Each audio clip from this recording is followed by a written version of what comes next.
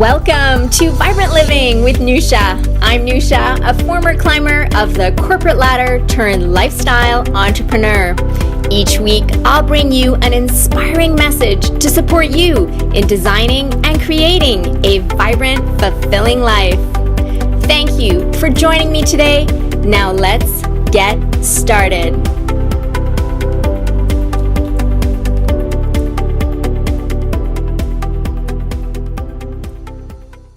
Hello and welcome to Vibrant Living with Nusha. I'm Nusha, delighted to be here with you today to have a conversation about a very important topic, and that is our evening habits to wind down our day. Now, it's a pleasure for me to share my experience not having these habits and then adopting these habits and the difference they have made in the quality of my life. Now, if you're listening to this podcast or YouTube video for the very first time, I suggest that you do go back to episode number 12, where I talk about the morning habits to jumpstart our day. This is part 2, the continuation, and it'll help to put all the pieces together. And interestingly enough, that is how I started, is with my morning habits. And what I found is that as I was living life to the fullest and really enjoying, I would find myself, just really quickly trying to get to bed so that I can get enough sleep and be able to get up at a reasonable time the next day. But I felt that a lot of the time I was tossing and turning, and because of the excitement of the evening, whatever I was up to, I was still wound up. And, that was one experience. And another experience was days that I was just totally organized and was, ready to go to bed, was in bed by, let's say, 10 o'clock. And still, I was still wound up and just not being able to wind down until I discovered some important things that we need to do to prepare ourselves for a good night's sleep. So in episode number 12, I talk about really nourishing and energizing, priming is the word that I use, our body, mind, and spirit. And this is also something we want to do in the evening. And what we want to do is actually renew our body, mind, and spirit. So these are the 3 areas that I'll share more about that have made a huge difference for me. And in terms of renewing my body, some of the practices that I use that work super well are, again, stretching in the evenings to wind down, or going for a nice walk in nature by the water is always very renewing for the body. In terms of the mind, this is something I learned from a great friend, Simon Chan, and his advice is the 333, which is to sit down and write in a journal. Because what I found was when I was going to bed without doing this, I had all kinds of thoughts swimming in my mind. And what I needed to do is just put them to paper so that I could be clear, so that I could easily get to sleep. So what I do now before I go to sleep is I sit down and I use the 333 system. So what it means is you write down 3 wins that you've had in your day. And then you write 3 areas of improvement that you can have. And then the third part is 3 things you're grateful for. So this is the system that I use.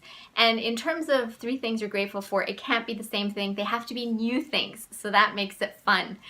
And this has worked really well for me. And if I have any other thoughts or any other things that are on my mind, I write them down. And this doesn't have to take very long.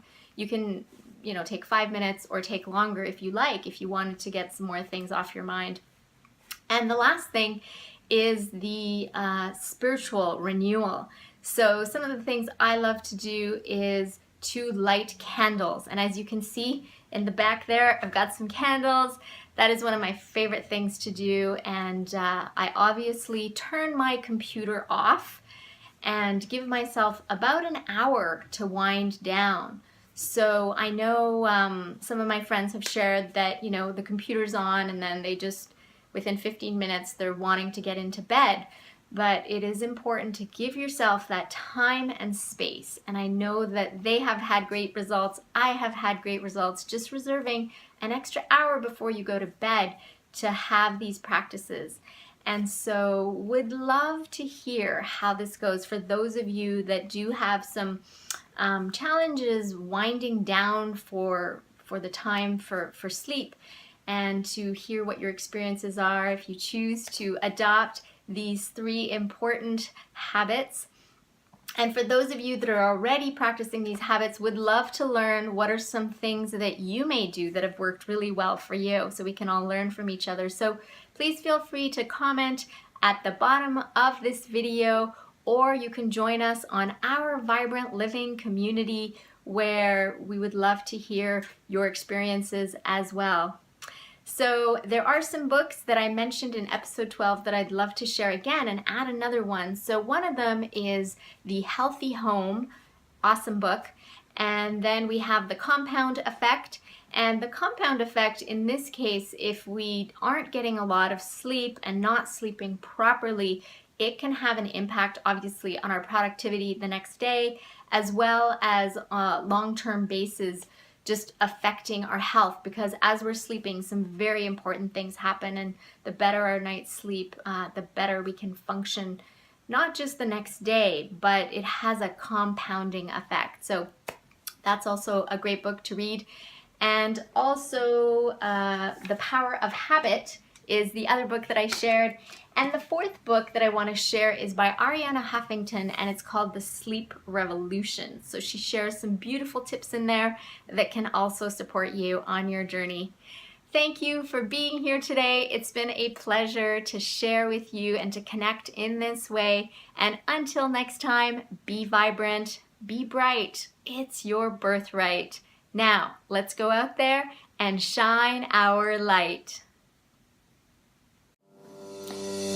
Thank you for investing this time with me on the Vibrant Living with Nusha podcast. I'm so glad that you joined our conversation.